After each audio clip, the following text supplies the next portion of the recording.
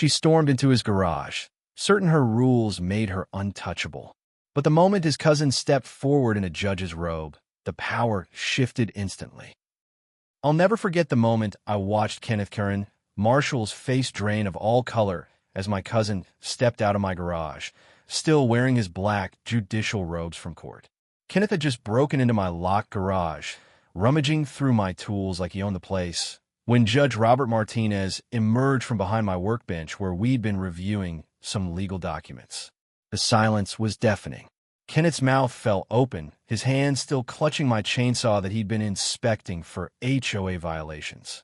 For months, this power-hungry HOA president had made my life a living nightmare, believing he was untouchable in our Maplewood Estates community. He'd fine me for everything from having my trash cans visible for 30 seconds too long to claiming my mailbox was 2 inches too tall, according to some obscure covenant he'd dug up from 1987. But Kenneth had no idea what he'd just walked into. He didn't know that my cousin Robert wasn't just any judge. He was the presiding judge over property disputes in our county, and he'd been hearing horror stories about Kenneth's illegal tactics for months. Kenneth's eyes darted between Robert's stern face and the official court documents spread across my workbench, documents that detailed every single one of Kenneth's violations, forgeries, and fraudulent fines that had been terrorizing our neighborhood for the past 2 years. The irony was perfect. Kenneth had trespassed into my garage to find evidence of supposed HOA violations, only to discover evidence of his own crimes being prepared for court. Robert stepped forward, his voice carrying the authority of someone who'd spent 20 years on the bench. "Mr. Marshall, I believe you're trespassing on private property." Kenneth's face went from pale to green as he realized he'd just committed a felony in front of a sitting judge. This wasn't just about HOA drama anymore. This was about justice, and Kenneth had just handed us the final piece of evidence we needed to bring him down. The chainsaw slipped from his trembling hands, clattering to the concrete floor like his dreams of maintaining power over our community. Have you ever dealt with an HOA, Karen, who thought they were above the law? Let me know in the comments, because this story is about to get wild. Kenneth Marshall wasn't your typical HOA president. He was a tyrant who'd seized control of Maplewood Estates Board 3 years ago and turned our peaceful community into his personal kingdom. Standing at barely 5'6" with thinning hair and thick glasses, Kenneth compensated for his physical shortcomings by wielding the HOA rulebook like a medieval sword. He'd moved into the neighborhood as a divorced accountant looking for a fresh start, but somewhere along the way, the taste of power had corrupted him completely. Kenneth spent his days patrolling the streets in his beat-up Honda Civic, hunting for violations with the enthusiasm of a bounty hunter. He carried a clipboard, a camera, and a measuring tape, documenting every perceived infraction with obsessive detail. The man had turned harassment into an art form. Kenneth would send violation notices for the most ridiculous infractions: flowers that were supposedly the wrong shade of pink, garden hoses left visible for more than 4 hours, and even shadows cast by trees that allegedly violated the aesthetic harmony clause he'd mysteriously added to the covenants without proper board approval. He'd fine residents $50 for having their garage doors open during non-approved hours, which he'd arbitrarily decided were between 8 a.m. and 6 p.m. on weekdays only. Kenneth had somehow convinced himself that he was preserving property values, but in reality, he was destroying the sense of community that had made Maplewood Estates special. His psychological warfare tactics were even worse than the fines. Kenneth would park outside residents' homes, taking photos and making notes in his little black book. He'd call the city's code enforcement office with false reports about unpermitted structures, forcing innocent families to waste time and money proving their compliance. He manipulated newer residents by telling them horror stories about longtime homeowners who were supposedly bringing down the neighborhood. Kenneth had created a network of informants, mostly bitter retirees who enjoyed having someone to complain to about their neighbors' perfectly normal activities. But Kenneth's biggest mistake was believing he was untouchable. He'd gotten away with his schemes for so long that he'd become reckless, forging board meeting minutes to justify new rules, collecting fines that went straight into accounts he controlled, and even changing locks on community amenities when residents questioned his authority. Kenneth Marshall had no idea that his reign of terror was about to come to a spectacular end, and that his next target would be the one person in the neighborhood who had the connections and determination to expose his entire operation. Kenneth's downfall began on a Tuesday morning when he decided to escalate his harassment campaign against me to criminal levels. I'd been his primary target for months because I dared to question his authority at a board meeting, asking for financial records and proof of his newly invented rules. In retaliation, Kenneth had been fining me weekly for increasingly absurd violations. My welcome mat was allegedly non-compliant. My newspaper delivery created unsightly clutter, and my car's parking angle was supposedly 2 degrees off in the approved positioning. But questioning my integrity and wallet wasn't enough for Kenneth. He wanted to destroy me completely. That morning, I left for my job at the engineering firm downtown, and Kenneth saw his opportunity. Using a master key he'd illegally copied from the previous HOA president, Kenneth let himself into my backyard through the side gate. He spent an hour documenting every tool, piece of equipment, and storage solution in my outdoor workspace, photographing everything from multiple angles. But Kenneth wasn't satisfied with just trespassing. He wanted evidence of major violations that could justify massive fines or even force me out of the neighborhood. So he picked the lock on my garage door, a skill he'd apparently learned during his vindictive crusade against other residents. Inside my garage, Kenneth discovered what he thought was a goldmine of violations. He photographed my workbench setup, claiming it constituted an unauthorized workshop that violated commercial activity restrictions. He measured my tool storage, arguing it exceeded height limitations for garage storage. Kenneth even took samples of paint cans and motor oil, planning to claim I was operating an illegal automotive repair business. In his twisted mind, he'd found enough evidence to fine me thousands of dollars and potentially force me to sell my home. He was so absorbed in his documentation that he didn't hear my car pulling into the driveway 30 minutes early. But Kenneth's biggest mistake wasn't just the breaking and entering. It was his timing. Unknown to him, my cousin Robert had driven up from the county courthouse to review some legal documents I'd been quietly compiling about Kenneth's illegal activities. Robert had parked in my neighbor's driveway to avoid being seen, and he'd been sitting at my workbench for 20 minutes, examining evidence of Kenneth's forged documents and fraudulent fines, when Kenneth broke in. The man who'd terrorized our entire neighborhood for 2 years had just committed multiple felonies in front of the one person who could ensure he faced real consequences. Kenneth Marshall had finally made the mistake that would bring his entire house of cards crashing down. What Kenneth didn't know was that I'd been quietly building a comprehensive case against him for the past 8 months, and I had advantages he couldn't have imagined. As a civil engineer, I understood property law, documentation standards, and the importance of maintaining detailed records. Every single violation notice Kenneth had sent me was photographed, filed, and cross-referenced with the actual HOA covenants, most of which Kenneth had been violating himself or had fabricated entirely. I'd installed security cameras around my property after Kenneth's harassment began, capturing his illegal surveillance activities, trespassing incidents, and even footage of him tampering with my mailbox to create violation opportunities. My secret weapon wasn't just my engineering background or my security system. It was my family connection to Judge Robert Martinez, who happened to be my cousin and had been hearing complaints about HOA abuse cases for years. Robert couldn't take direct action based on family relationships, but he could certainly provide guidance on proper legal procedures and evidence collection standards. Through our family dinners, Robert had been coaching me on building an airtight case that would stand up in court. He taught me about chain of custody for evidence, proper documentation procedures, and the specific laws Kenneth was violating with his fraudulent fines and illegal property access. But I wasn't working alone in the community either. I'd quietly connected with other victims of Kenneth's harassment campaign, creating a network of residents who were documenting his activities from multiple angles.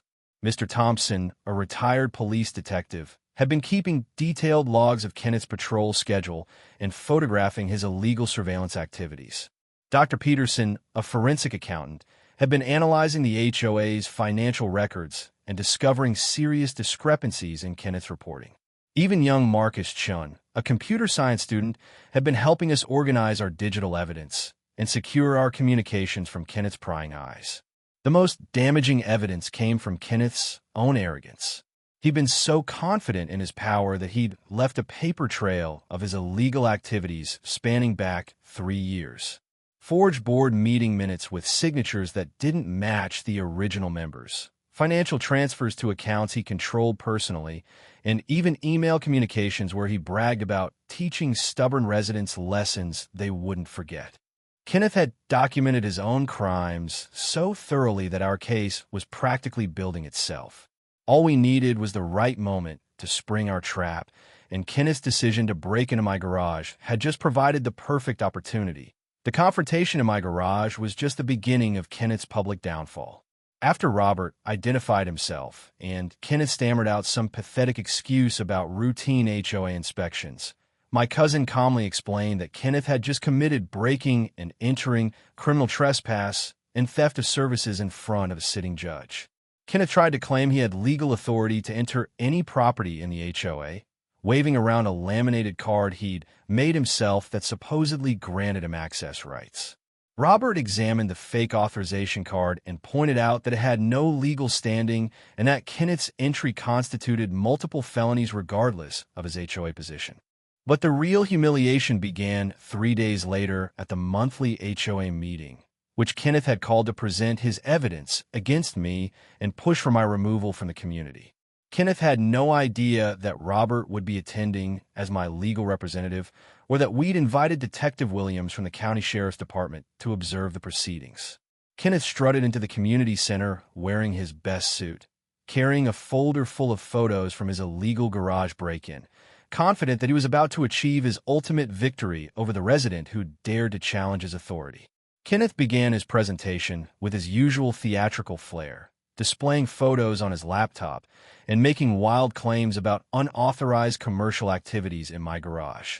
He painted himself as a dedicated community protector who'd uncovered serious covenant violations that threatened everyone's property values. But his confident smile began to fade when Robert stood up and asked Kenneth to explain how he'd obtained these photographs legally. Kenneth's face flushed red as he fumbled for an explanation, claiming he had administrative access rights that allowed him to inspect any property at any time. That's when Robert dropped the bombshell. He calmly presented the real HOA covenants, the original, unaltered documents that proved Kenneth had been fabricating rules for years. Robert displayed bank records showing Kenneth had been funneling HOA funds into personal accounts, forged signatures on official documents, and created fake violation notices for non-existent infractions. The room erupted in shocked murmurs as residents realized they'd been victimized by an elaborate fraud scheme. Kenneth's face went from red to pale green as Detective Williams stepped forward and informed him that he was under arrest for multiple felony charges including fraud, forgery, theft, and criminal trespass. The man who'd terrorized our neighborhood for years was led away in handcuffs while the entire community watched in stunned silence. Kenneth's arrest was just the beginning of his complete downfall.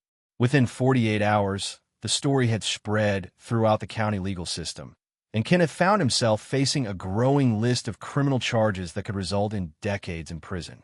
The district attorney's office opened a full investigation into Kenneth's HOA fraud scheme, discovering that he'd stolen over $75,000 in fraudulent fines and legitimate HOA funds over 3 years. Detective Williams uncovered evidence that Kenneth had been running similar scams in 2 previous neighborhoods before moving to Maplewood Estates, making him a repeat offender facing enhanced penalties under state fraud statutes.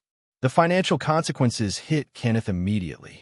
His assets were frozen pending the criminal investigation, including the personal accounts where he'd hidden the stolen HOA funds. Kenneth's employer, a small accounting firm downtown, fired him within hours of his arrest when news reports revealed he was facing fraud and theft charges. His professional accounting license was suspended, effectively ending his career in finance and destroying his ability to earn a living in his chosen field. Kenneth had to sell his house in Maplewood Estates to pay for legal defense, ironically becoming the first resident in years to be forced out of the neighborhood he'd tried so hard to control. But the personal humiliation was even worse than the financial ruin. Local news stations picked up the story of the HOA president who'd been arrested by his own harassment victim's cousin, turning Kenneth into a regional laughingstock. The irony was perfect. Kenneth Marshall, who'd spent years documenting other people's minor infractions, had his own major crimes exposed in the most public way possible. Social media exploded with memes and jokes about Kenneth's downfall, and his arrest video went viral when someone leaked the security footage of him being handcuffed while still holding my chainsaw. The poetic justice continued when Kenneth's trial began 6 months later. Judge Robert Martinez had to recuse himself due to family connections, but he recommended Judge Patricia Williams, who had a reputation for harsh sentences in fraud cases involving vulnerable victims. Kenneth's defense attorney tried to argue that his client was simply an overzealous volunteer who'd made mistakes, but the evidence was overwhelming.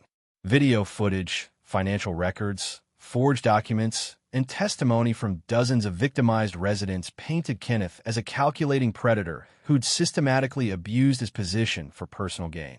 The jury deliberated for less than 2 hours before convicting Kenneth on all charges, and Judge Williams sentenced him to 8 years in state prison followed by 5 years of probation. Kenneth Marshall had gone from HOA tyrant to convicted felon, and his reign of terror was finally over. The transformation of Maplewood Estates after Kenneth's conviction was remarkable and immediate. The community held an emergency meeting within a week of his sentencing, where residents voted unanimously to dissolve the existing HOA board and create new leadership with strict oversight and term limits. Dr. Peterson, the forensic accountant who'd helped expose Kenneth's crimes, was elected as the new treasurer with a mandate to recover the stolen funds and implement transparent financial reporting.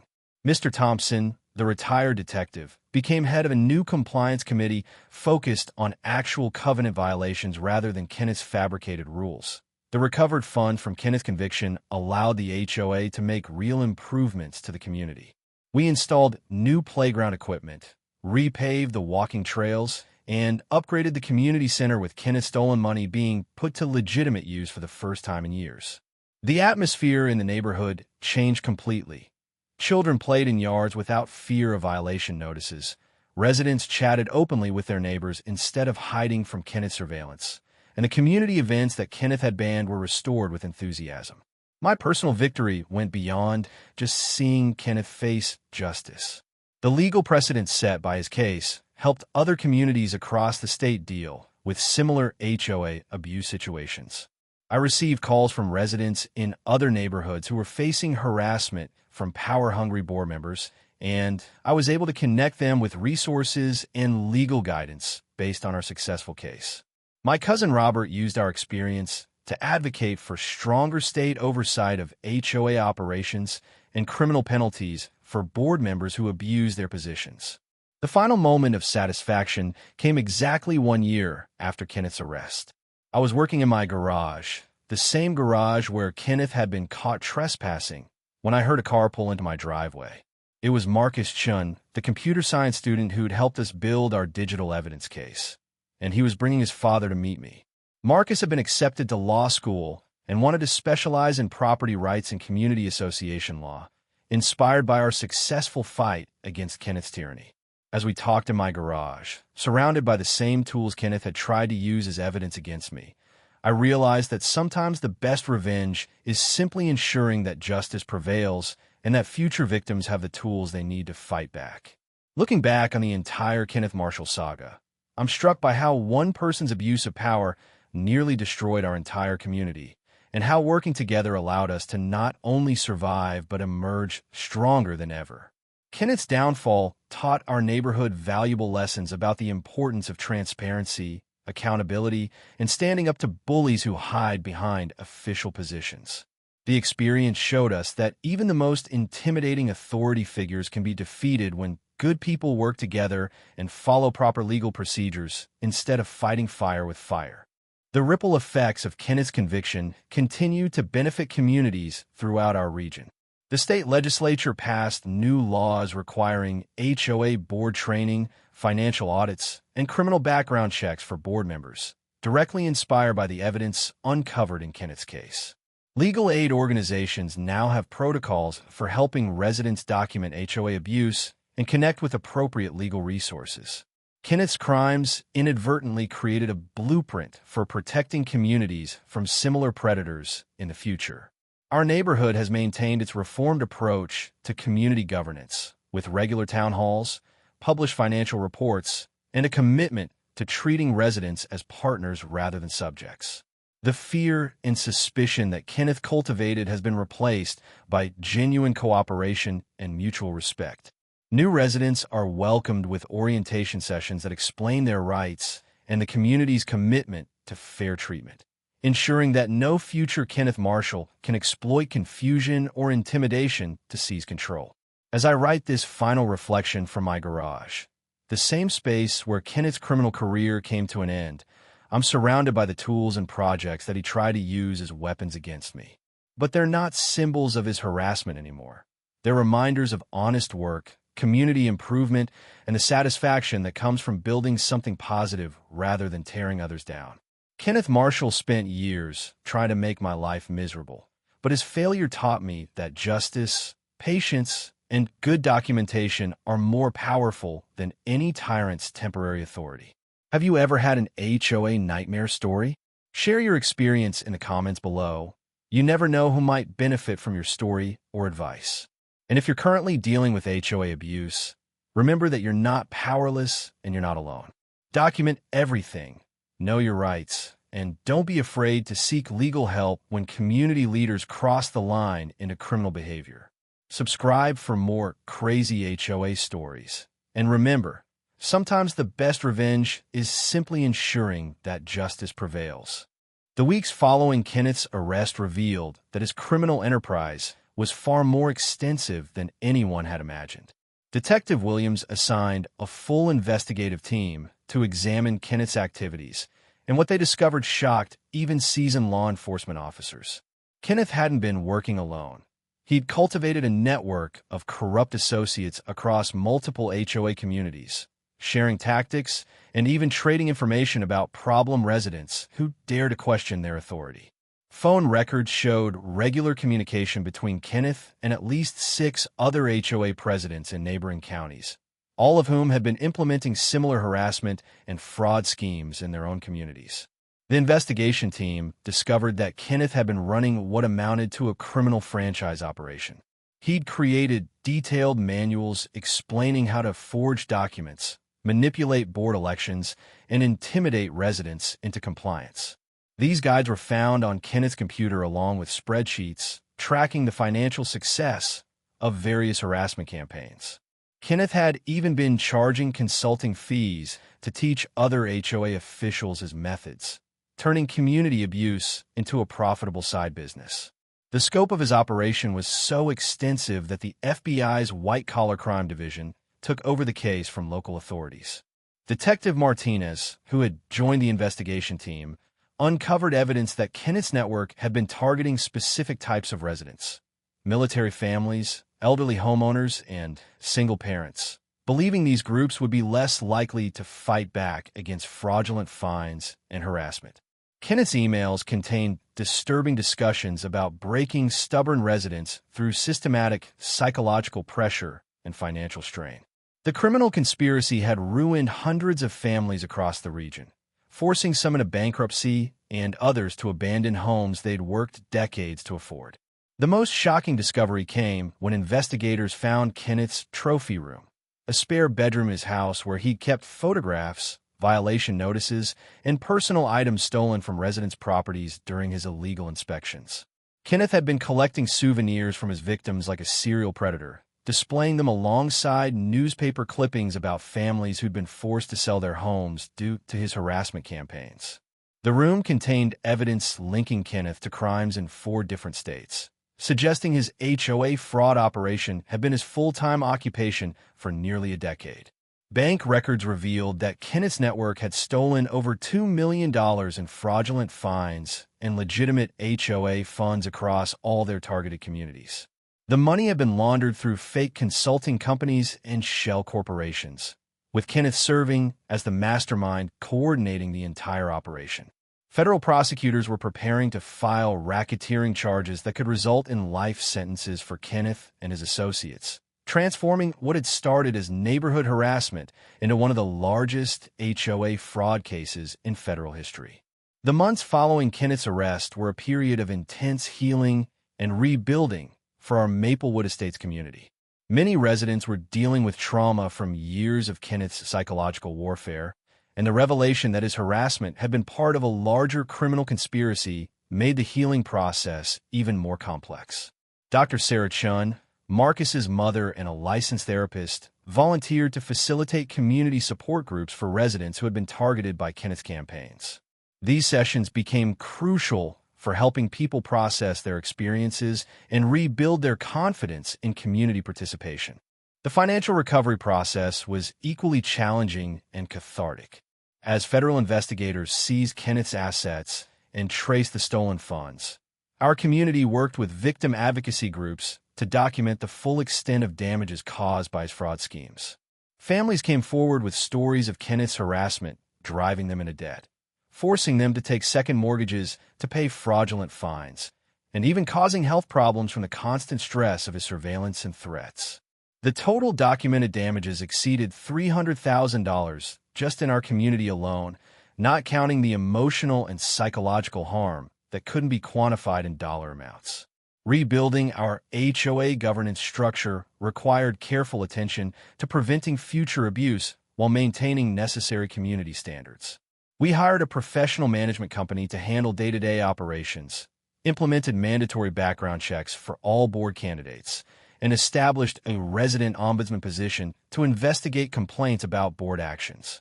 Every financial transaction over $500 now requires approval from multiple board members, and all meeting minutes are published online within 48 hours of each meeting.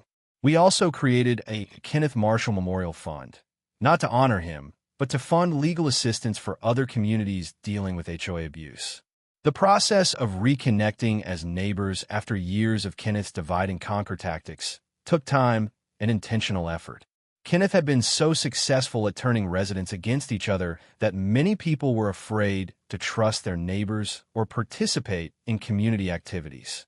We organized monthly block parties, established a community garden where people could work together on positive projects, and created volunteer committees for residents to collaborate on neighborhood improvements. Slowly, the atmosphere of suspicion and fear that Kenneth had cultivated was replaced by genuine friendship and mutual support. The transformation wasn't just emotional. It was physical and visible throughout the neighborhood. Without Kenneth's arbitrary restrictions, residents began expressing their personalities through their properties in healthy ways. Flower gardens bloomed in previously sterile front yards. Children's laughter echoed through streets that had been silent under Kenneth's reign, and neighbors gathered openly in driveways and front porches without fear of generating violation reports. The community that Kenneth had tried to control and intimidate had emerged stronger, more connected, and more beautiful than ever before. The Kenneth Marshall case became a catalyst for comprehensive HOA reform legislation across our entire state. State Representative Michael Torres, whose own elderly parents had been victimized by a corrupt HOA board in their retirement community, sponsored the Homeowner Protection Act that established criminal penalties for HOA board members who abuse their positions.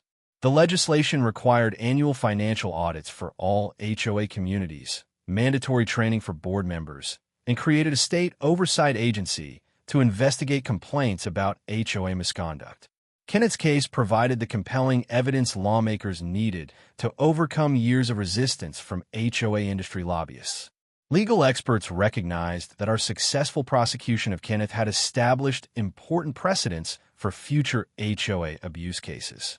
The federal racketeering charges proved that systematic HOA fraud could be prosecuted as organized crime, opening new avenues for law enforcement to address community-level corruption. Law schools began teaching the Kenneth Marshall case as an example of how creative legal strategies could protect homeowners from institutional abuse. My cousin Robert was invited to speak at judicial conferences about identifying and prosecuting HOA-related crimes, helping train judges and attorneys across the country. The media attention surrounding Kenneth's conviction inspired investigative journalists to examine HOA abuse in communities nationwide. A major newspaper launched a 6-month investigation that uncovered similar fraud schemes in over 200 communities across 15 states, leading to dozens of additional arrests and prosecutions. Documentary filmmakers produced a feature-length film about Kenneth's rise and fall, using our community's experience to highlight the broader problem of unchecked HOA power. The story became a rallying cry for homeowner rights advocates and helped build momentum for reform efforts in states that had previously ignored the problem. Consumer protection agencies began developing resources specifically for HOA residents based on the tactics we'd used to expose Kenneth's crimes. The Federal Trade Commission published guidelines for documenting HOA abuse, and state attorney generals' offices created dedicated hotlines for reporting HOA fraud. Real estate professionals started including HOA abuse warning signs in homebuyer education programs, helping potential residents identify problematic communities before purchasing homes. Kenneth's criminal enterprise had inadvertently created a comprehensive educational framework for protecting future homeowners from similar predators. The academic community also took notice of Kenneth's case, with researchers studying the psychological and sociological factors that enable HOA abuse to flourish. Universities established programs examining community governance, power dynamics, and the legal frameworks needed to prevent institutional corruption. Kenneth Marshall, who had thought he was building an empire of control and intimidation, had instead created a body of knowledge that would help communities protect themselves from future tyrants. His legacy became the opposite of what he'd intended, not fear and submission, but empowerment and justice for homeowners everywhere. The experience of fighting Kenneth Marshall's tyranny fundamentally changed my perspective on community, justice, and the power of ordinary people to create extraordinary change. Before Kenneth's harassment campaign began, I've been a fairly private person who kept to myself and focused primarily on my engineering career and personal projects. Kenneth's attacks forced me to engage with my neighbors, learn about legal procedures, and develop leadership skills I never knew I possessed. In trying to destroy me, Kenneth inadvertently helped me discover strengths and capabilities that have enriched every aspect of my life. The friendships forged during our battle against Kenneth have become some of the most meaningful relationships in my life. Dr. Peterson, the forensic accountant who helped expose Kenneth's financial crimes, became a close friend and business mentor who helped me launch a consulting practice advising communities on financial oversight and fraud prevention. Mr. Thompson, the retired detective, taught me about investigation techniques and attention to detail that have made me better at my engineering work. Young Marcus Chun, who helped organize our digital evidence, has become like a younger brother, and I've been mentoring him through law school and his developing interest in property rights law. My relationship with my cousin Robert deepened significantly through our collaboration on Kenneth's case. Growing up, we've been family members who saw each other at holidays and special occasions, but working together to build a legal case created a professional respect and personal bond that extended far beyond our family connection. Robert has continued consulting with me on HOA reform initiatives, and we've co-authored articles for legal journals about prosecuting community-level corruption. Our success in Kenneth's case demonstrated that family relationships, when handled ethically and professionally, can be powerful forces for justice and positive change. The experience also taught me valuable lessons about patience, strategic thinking, and the importance of building coalitions rather than fighting battles alone. Kenneth's downfall wasn't the result of any single dramatic confrontation. It was the culmination of months of careful documentation, relationship building, and strategic planning by multiple people working toward a common goal. The temptation to respond to Kenneth's harassment with anger or immediate retaliation would have been counterproductive and potentially illegal. Instead, Our methodical approach ensured that justice was served through proper channels and that Kenneth's victims received real compensation and protection. Perhaps most importantly, the experience taught me that ordinary citizens have more power than they realize when they're willing to work together and follow proper procedures. Kenneth had seemed invincible for years because his victims fought him individually and often emotionally rather than strategically. Once we organized as a community and built our case systematically, Kenneth's apparent strength revealed itself as vulnerability, and his crimes became evidence for his prosecution. The lesson has applications far beyond HOA disputes. It's a blueprint for how communities can protect themselves from any form of institutional abuse or corruption. Kenneth Marshall tried to make me feel powerless, but instead he taught me just how powerful determined citizens can be when they refuse to accept injustice and work together to create change. 5 years have passed since Kenneth Marshall's conviction, and the transformation of not just our community, but countless others across the nation continues to unfold in ways none of us could have anticipated. Kenneth himself remains in federal prison, serving his 8-year sentence in a minimum security facility 3 states away. But his impact on HOA reform has paradoxically become his most significant contribution to society, though certainly not in the way he intended. Last month, I received a letter from Kenneth's attorney informing me that Kenneth wanted to participate in a victim impact program, expressing what his lawyer described as genuine remorse for his actions and a desire to help prevent other communities from experiencing similar abuse. The letter was accompanied by a thick packet of documents that Kenneth had prepared during his incarceration, a comprehensive confession detailing every aspect of his criminal network, including crimes that investigators had never discovered. Kenneth had apparently spent 3 years in prison therapy sessions confronting the psychological issues that had driven his need for control and domination over his neighbors. His therapist, Dr. Williams, had encouraged him to channel his detailed knowledge of HOA fraud tactics into educational materials that could help communities protect themselves. The irony was striking.